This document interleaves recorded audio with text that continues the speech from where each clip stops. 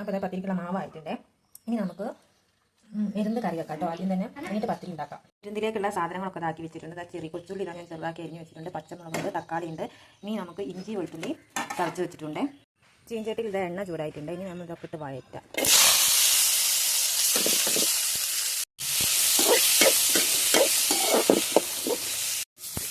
അപ്പോൾ അത് നല്ലോണം വാടിയിട്ടുണ്ട്. ഇതിലേക്ക് നമുക്ക് ഇഞ്ചിയും വെളുത്തുള്ളി ഇട്ട് കൊടുക്കാം കേട്ടോ.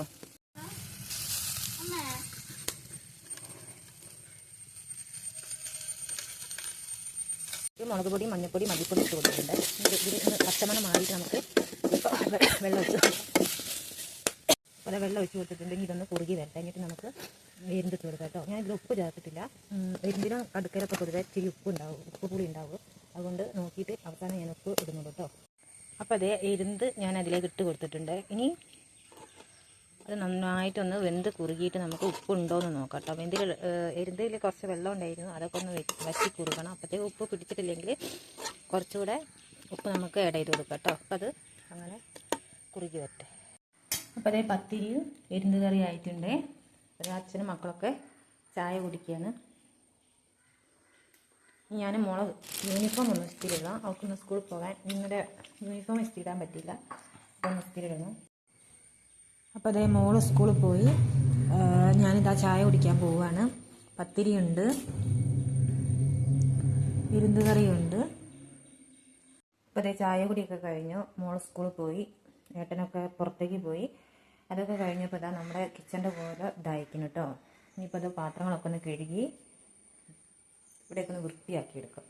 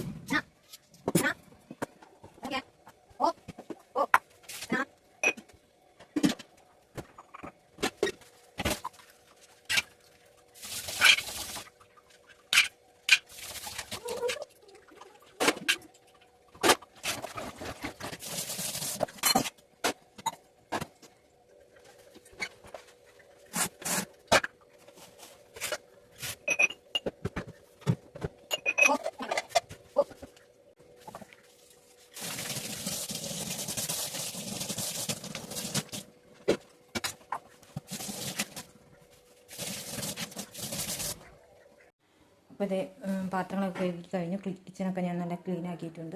അപ്പോൾ ഇത്രയൊക്കെ ഉള്ളൂ ഇന്നത്തെ വീഡിയോ കേട്ടോ. Thank you.